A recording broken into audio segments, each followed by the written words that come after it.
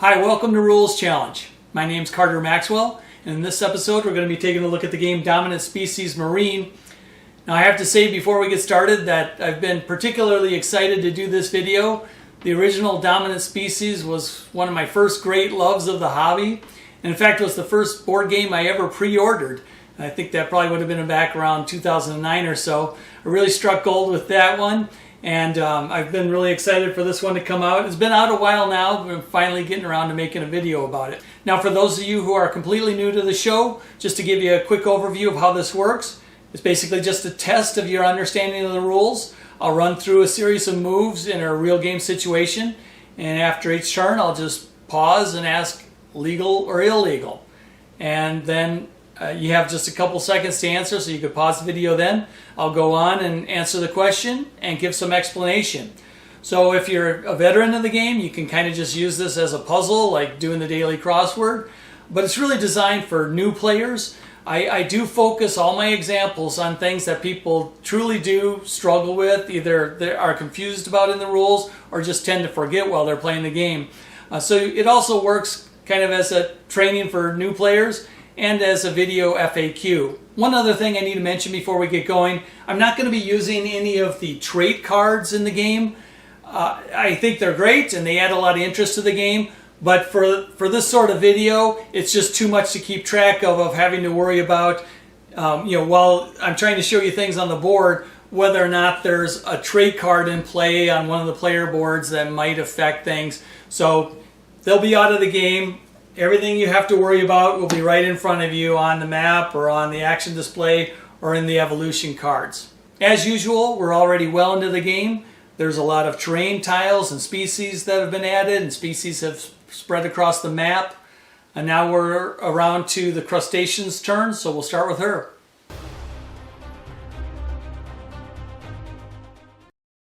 For Brown's action, she's only got one pawn on the board so far, and it's on the very first space of the action display, so that shouldn't be too much trouble to work around.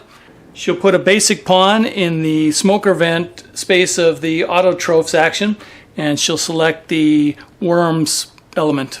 She finds a gastropods element on a smoker vent tile that she'd like to swap, so she'll remove that, place the worms element there, and she'll return the gastropods element to the bag.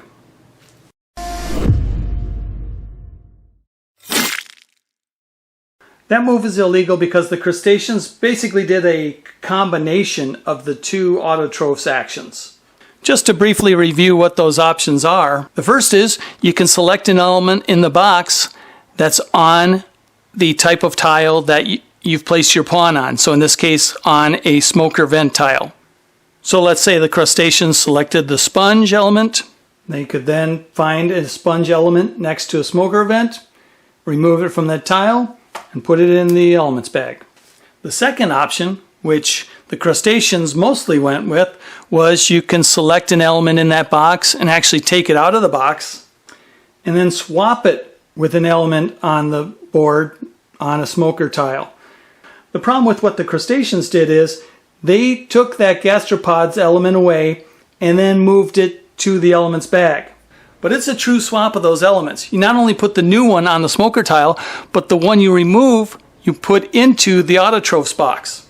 And that's a significant difference because not only does it make that element available possibly to be put out through another Autotrophs action, but it also puts a little bit of pressure on the players wanting those on the board, because after a reseed, it's going to slide down into the depletion box, which can cause some headaches for them. Now it's the fish's turn, and they don't have any pawns out on the action display yet, so they can go pretty much wherever they want. But they're going to go right for a special pawn and use it to bump the reptile basic pawn out of that regression space. And she'll return that to the reptile's available pawns area. Then she'll bump that purple cube, replacing it with one of her own. And she'll return that cube to the reptile's gene pool.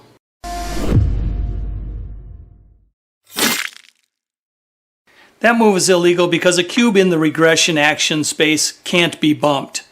It wasn't technically illegal for the fishes to bump Reptile's basic pawn here, it's hard to imagine a scenario where it'd be useful to do that because you can never bump another player's cube.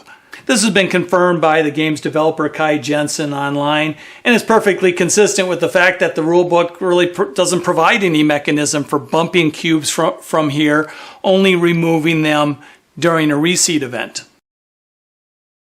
Now it's the cephalopod's turn. She doesn't have any special pawns on the board yet, and she does have one basic pawn in the regression space, so she's going to move on ahead of that one and take a Wanderlust action. So she'll place a basic pawn there. She'll select an open ocean tile and turn over the next one. She'll place the tile on the board adjacent to one other open ocean tile. She'll check the bonus points table for a quantity of 2, which will score her 3 points. So she'll mark those, 1, 2, 3. Then she'll choose the sponges element from the Wanderlust display, and she'll place that on a corner of the tile she just placed. In food chain order, players can decide to move species in there. Only reptiles and cephalopods have adjacent species. Reptiles will move 1 into that open ocean space, and the cephalopods will move 1 in.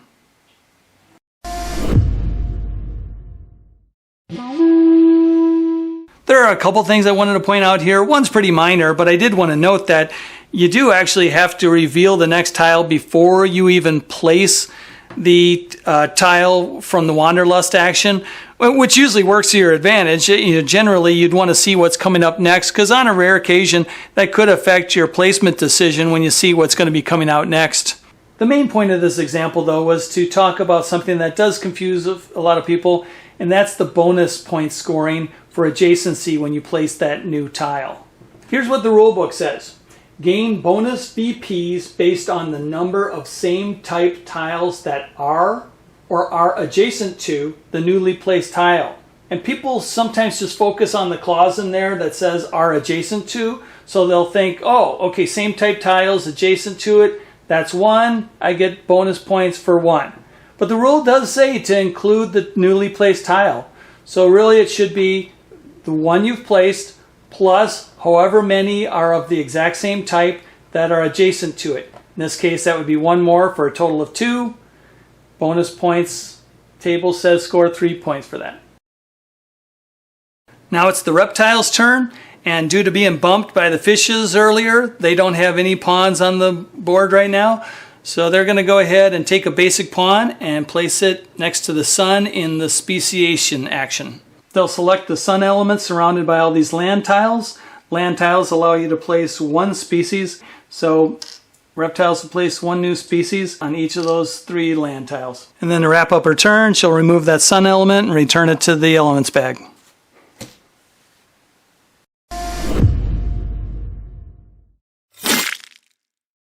The mistake here was pretty subtle. It was just that the reptiles removed that sun element from the action display when they were done with their speciation action.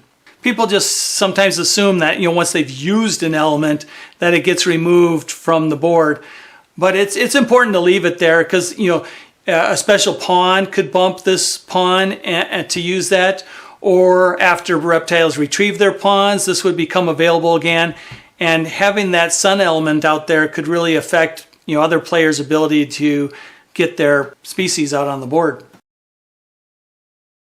All right, now we're back to the crustaceans. They control the worm special pawn, and they're going to make use of it now. They're going to place it on the Wanderlust space for special pawns. Then they'll select a coral reef tile and reveal the next one. She'll place the tile, and it's not adjacent to any other coral reefs, so it'll just score for itself, which will be 1 point for the crustaceans. Then she'll select a worms element from the Wanderlust display. She'll place that element on the corner of the coral reef tile. Now in food chain order, players can move species in. Reptiles decline. Cephalopods and fishes don't have any species adjacent. So crustaceans will move 1 species in. Now since she had placed this on the special pawn space, she'll immediately go again. She'll select the seamount tile and reveal the next one. She'll place that seamount tile next to 2 others of the same type for a quantity of 3, which will score her 6 points according to the bonus points table. So she'll mark 6 points. Again, she'll grab a worms element from the Wanderlust display. She'll place it on a corner of the newly placed tile. Then in food chain order, players can opt to move species in. Purple will decline, orange will decline, fishes will move in 1, and crustaceans will move in 1.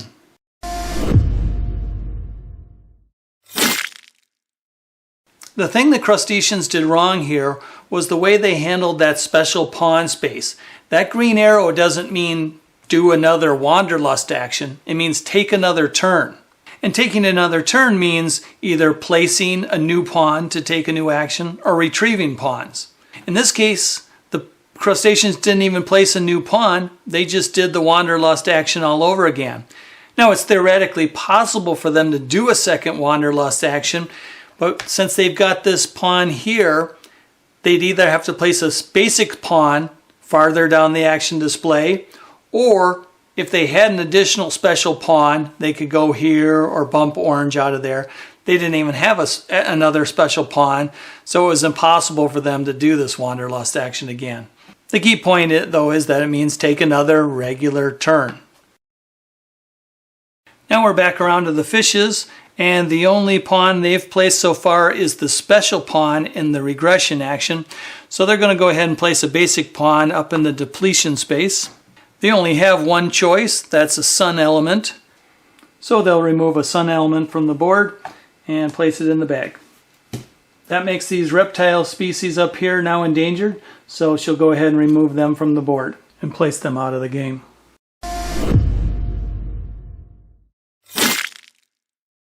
This one might have been too easy because the fishes did 2 things illegal, but make sure you got both of them right. First off, this pawn placement was illegal. Even though fishes only had a special pawn on the board, that still affects future pawn placements. To place a basic pawn, the fishes can only go farther along the action display from their existing special pawn. So that would be starting with the speciation actions and farther down from there. The only way they'd be able to take one farther up the action display is if they used their other special pawn to do it. The other thing she did wrong was just because species become endangered doesn't mean you automatically remove them from the board. Sure, they're at risk, but they wouldn't actually come off the board until there's an extinction event. Now it's the cephalopod's turn, and they control the gastropod's special pawn, so they're going to make use of that.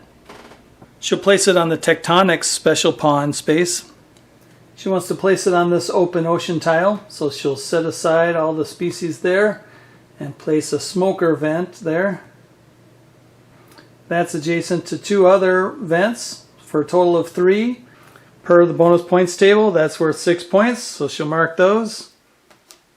Of those 4 brown cubes she removed, she'll return 3 to the crustacean's gene pool. The 4th one she'll place onto that vent.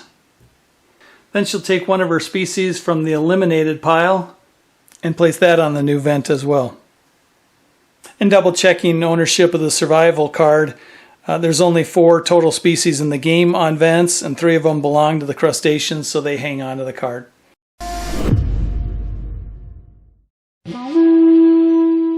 The main thing I wanted to demonstrate here is that yes, it is legal when it comes time to put your own species on that new vent to take it from the eliminated pile and put it out there. Now obviously, if say it's early in the game and you haven't even had a species eliminated yet, it can come from your gene pool, but obviously you're going to want to take advantage of the ability to take it from the eliminated pile if you can. And I think it's worth noting here that you have to place one of your species on that new vent tile. Sometimes you may take a Tectonics action and think, well, I don't want to put one of my own pieces out there because it'll be endangered. It might be eliminated right away. But you don't have any choice of the matter. You have to put a species out there whether you want to or not. Alright, moving on to the reptiles' turn. Their only pawn on the action display so far is in the speciation section, so they're safe putting in a basic pawn out in the Tectonics action. They want to place it on the seagrass meadow, so they'll place all these species aside and it's in the upper half of the board, so they'll put a geyser vent on that tile. It's not adjacent to any other vents. That's just a quantity of 1, so the reptiles will take 1 point for that. She'll take one of each of those removed species, place them back on the vent, and return the others to their owner's gene pools.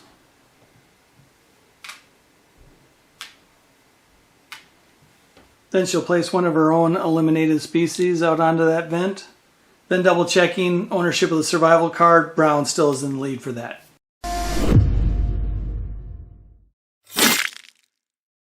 Okay, now we're on to the thing that I think is the most common mistake or misunderstanding in the game.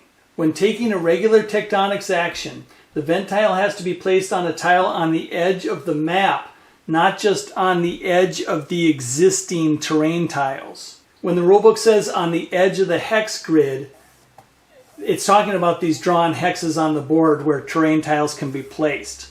So a common misunderstanding is that people will think that they can place it a new vent anywhere along the outer edge of the terrain tiles. But no, it has to be a terrain tile that happens to be on the edge of the map. So in this case, you know, 3 of them are already occupied by vents. So you've got 1, 2, 3, 4 eligible tiles to place a new vent on. Now we're back to the crustaceans, and they'll put a basic pawn on the first base of the evolution action, which right now corresponds with the land terrain. Now naturally they want to score this tile since they're all alone on it. They do happen to be endangered on it because they don't have any plankton elements on their player board, but they'll go ahead and score this one. That'll be worth 8 points to her. So she'll go ahead and mark that, moving up from 28 to 36. Then, since her pawn is in the very first space of the evolution action, she's limited to cards that are on the first tier of the evolution card display. This one says, gain 1 VP for each tile you occupy that contains at least 1 sun element. Turns out there's only 1 sun element on the whole board, but she does have species on each of the 3 tiles surrounding it, so that'll be good for 3 points. So she'll mark those 3 points, 1, 2, 3. Then she'll remove that card from play. And then she'll move the remaining cards down the display. And then she'll draw a new one, which ends her turn.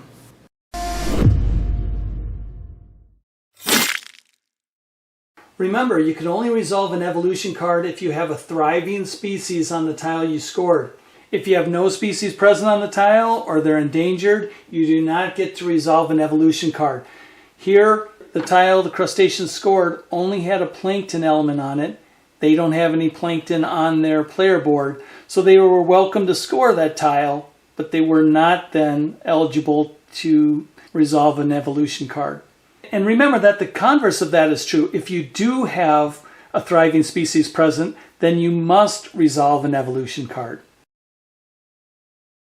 Now it's the fish's turn, and they've got 2 pawns on the board. The furthest one down is the special pawn here in Regression. They'll go ahead and place a basic pawn on the migration space showing 5 cubes. For her first movement, the fishes will move a species from the central coral reef up to this land tile. For her second movement, she'll move a species from the coral reef over to the kelp forest. For the third one, she'll move a species from the coral reef down to the sand plain. And then for her last 2 movements, she'll move a species from the open ocean down 2 spaces to the southwest coral reef.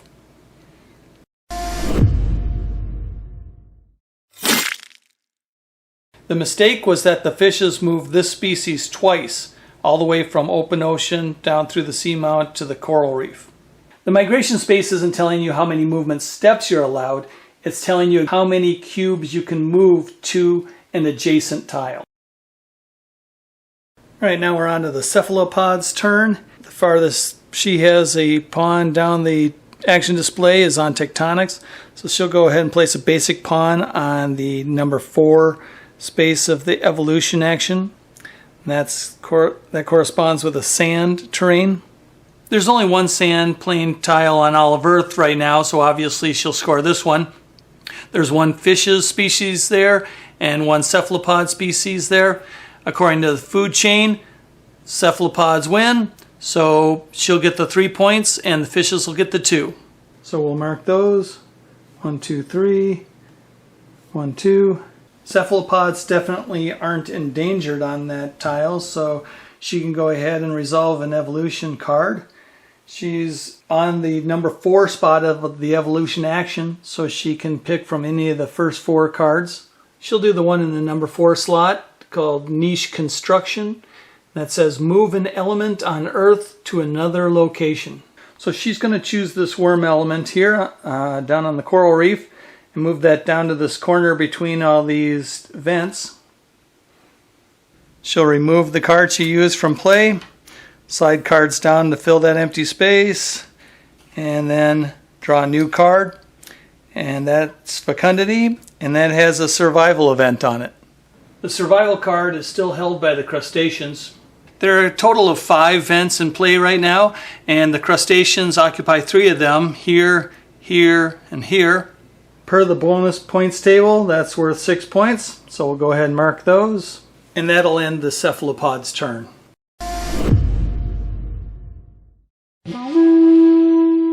The thing I wanted to highlight here was the timing of the survival and extinction events, and the crustaceans did it correctly. The moment one of those symbols comes into play, you resolve it at that time. You don't wait until somebody chooses the card during an evolution action. Now it's the reptile's turn, and the farthest she has a pawn down the action display is in Tectonics. So she's going to take a basic pawn and put it in the competition section in the 3rd space that's currently associated with the seamount terrain. She'll choose this seamount tile that has 2 fish and a cephalopod and remove all 3 of those, moving them to the eliminated species pile.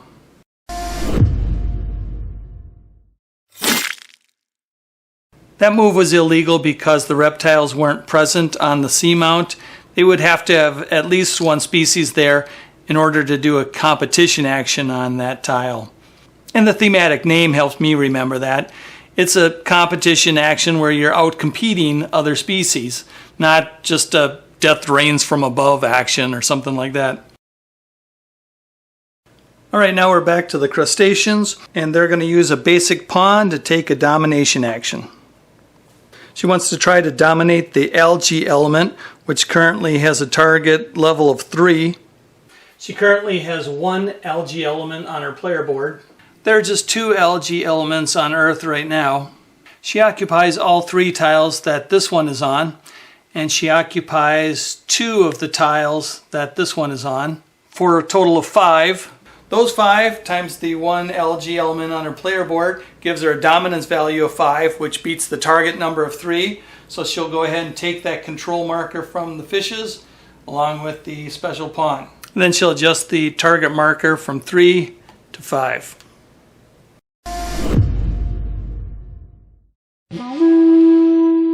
There are a number of things about the domination action that I wanted to show here. One is, you don't necessarily have to have the highest domination score in order to claim that special pawn. We didn't bother checking whether the crustacean score beat the fish's score because the fish's score doesn't matter. All that matters is whether at the time you take this action, your dominance value exceeds the target number, which the crustaceans did. You know, there's an old line that 90% of success is showing up, and that definitely applies to the domination action sometimes.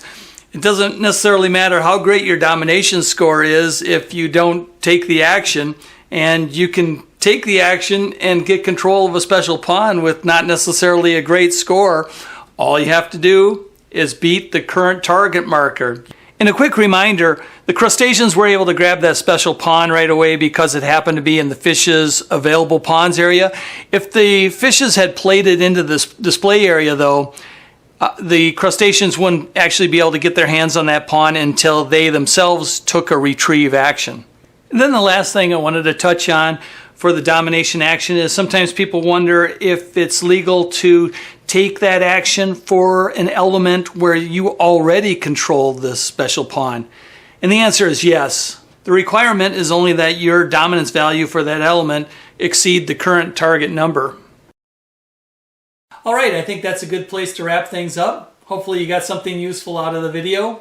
If you want to see more videos like this, be sure to subscribe, and hope to see you for the next episode. Thanks.